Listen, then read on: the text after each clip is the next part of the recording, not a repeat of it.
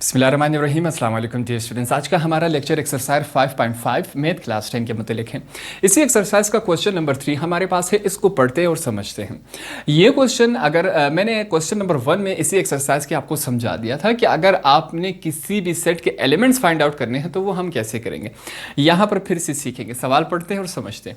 If set A has 3 elements कहा जा रहा है, आगे पूरा पढ़ते हैं। Then find the number of binary relations in A. ये आपको मैं एग्जांपल से भी समझा देता हूं कि भाई हमारे पास एक सेट है ए, ठीक है। ए हमारे पास एक सेट है, उसमें कितने एलिमेंट्स हैं? 3 एलिमेंट्स हैं। कितने एलिमेंट्स हैं? 3। हम अपने आप से डाल देते हैं, ठीक है, अपने समझने के लिए। 1 2 और 3, ये हमने 3 एलिमेंट्स डाल दिए। अब कहा यही क्या कि एक सेट है जिसके 3 एलिमेंट्स है, तो हमने क्या फाइंड आउट कर, then find the number of binary relations in A. हमने अब क्या करना है, इसके बाइनरी रिलेशन फाइंड आउट करने। अब बाइनरी रिलेशन के लिए क्या ज़रूरी होता है कि 2 सेट्स आपस में क्रॉस हो, उसका कार्टेशियन प्रोडक्ट है, उससे जाके हम क्या करते हैं, बाइनरी रिलेशन फाइंड आउट करते हैं। जिस तरह हमने पिछले क्वेश्चंस में किया था, सिंपल उसी तरह है। अब हमारे पास तो यहाँ एक सेट है, तो हम क्या करेंगे, अपनी आसानी के लिए हम ए को मल्टीप्लाई क्रॉस करवा देंगे ए के साथ, क्योंकि हमारे पास दूसरा सेट तो है नहीं। तो हम लिखेंगे 1 2 3, ठीक है, ये क्रॉस करवा देंगे किसके साथ, फिर से ए के साथ 1 2 3, ये हमने करवा दिया। अब इन दोनों को जब आप क्रॉस में लिखेंगे तो आपके पास क्या आ जाएगा, इसके कार्टेशियन प्रोडक्ट आ जाएंगे। 1 1 के साथ आएगा, ठीक है। इस तरह आपने तमाम लिखने हैं। 1 2 के साथ आएगा, फिर 1 3 के साथ आएगा। ये हमने पिछले क्वेश्चन में, फिर अभी 2 को इन तमाम के साथ लिखेंगे। ये आपने करते जाना है, ठीक है। ये हमने लिखा, फिर 2 को 2 के साथ। ये आपके समझाने के लिए तमाम मैं कर रहा हूँ। अब 2 को 3 के साथ, अब 3 को 1 के साथ, 3 को 2 के साथ और 3 को 3 के साथ। 1 2 3 4 5 6 7 8 9, ये हमारे पास तमाम आया, ठीक है। अब इसके बाद हमने क्या फाइंड आउट करना है, बाइनरी रिलेशन। ये इसका प्रोसेस है, मैंने पहले भी समझाया था। अगर सिंपल तरीके से आप करना चाहे किसी भी सेट के एलिमेंट्स फाइंड आउट, इस स्टेप को बिना करे आप कह सकते हैं कि हमारे पास कितने सेट है। उसका फार्मूला क्या है कि 2 और n लिखेंगे। n से क्या आता है, नंबर ऑफ एलिमेंट्स। ये हमारे पास इसके अंदर जो लिखे हैं वो क्या है, एलिमेंट्स। तो हम यहाँ पर देखें, 3 एलिमेंट्स यहाँ पर है, 3 यहाँ पर है। 3 मल्टीप्लाई बाय 3 क्या आएगा हमारे पास, 9, 2 की पावर 9। हमें आसानी से भी पता चल जाएगा। ये आपके समझाने के लिए। अब आपको दिमाग में थोड़ा सा आइडिया बन गया, इससे पहले भी मैंने समझाया था। अब हम क्या करेंगे, इसको थ्योरी में लिखेंगे कि भाई ये सवाल किस तरह हल होगा। सबसे पहले यहाँ पर मैं क्या लिखूंगा, यहाँ पर लिखूंगा सबसे पहले नंबर ऑफ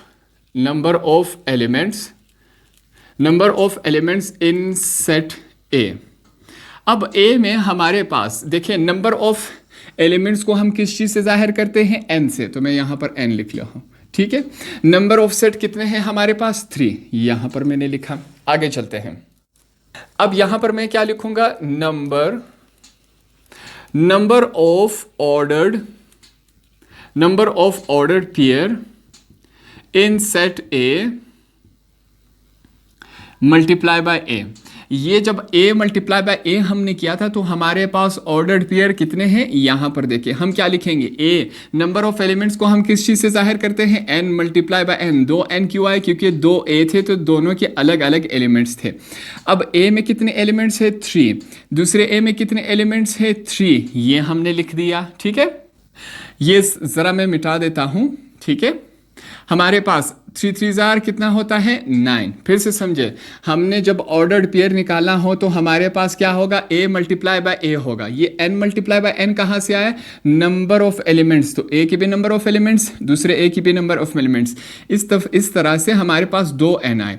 अब a में कितने एलिमेंट्स है, 3, ये हमने लिखा। दूसरे a में कितने एलिमेंट्स है, 3, ये हमने लिखा। 3 3 जार 9, हमारे पास सिंपल इस फॉर्म में आया। अब यहाँ पर हम क्या लिखेंगे, लास्ट में हम फाइंड आउट करेंगे नंबर ऑफ बाइनरी रिलेशन, जो हमसे सवाल में पूछा गया, number of binary relation in set ए। ये हमारे पास हो गया। अब हमने बाइनरी रिलेशन बताना है कि सेट ए में कितना है, तो उसके लिए यहां पर हम क्या लिखेंगे, मैं लिखूंगा 2 n मल्टीप्लाई बाय n। हमारे पास क्या आएगा, 2 3 मल्टीप्लाई बाय 3, एक n क्या है 3 है, दूसरा n क्या है 3 है, तो ये हमने लिखा। अगर आपके पास स्पेस है तो ये इसके साथ लिखते जाए, ठीक है। अगर स्पेस नहीं है तो मैं यहाँ पर नीचे करता जा रहा हूँ। अब देखें 2 3 3 जार क्या होता है 9 होता है। अब इस 2 की पावर 9 का मतलब क्या है कि 2 को अपने आप के साथ 9 दफ़ा मल्टीप्लाई करवाया जाए, ठीक है। 1 2 3 4 5 6 7 8 और 9, ये रफ फ़र्क है। अगर 2 को अपने आप के साथ 9 दफ़ा मल्टीप्लाई करवाया जाए तो हमारे पास आंसर क्या आएगा 512। तो इस सेट के कितने बाइनरी रिलेशन बन रहे हैं 512 आपके पास बाइनरी रिलेशन बन रहे हैं। तो इस तरह हमारा क्वेश्चन नंबर 3 भी कंप्लीट हुआ।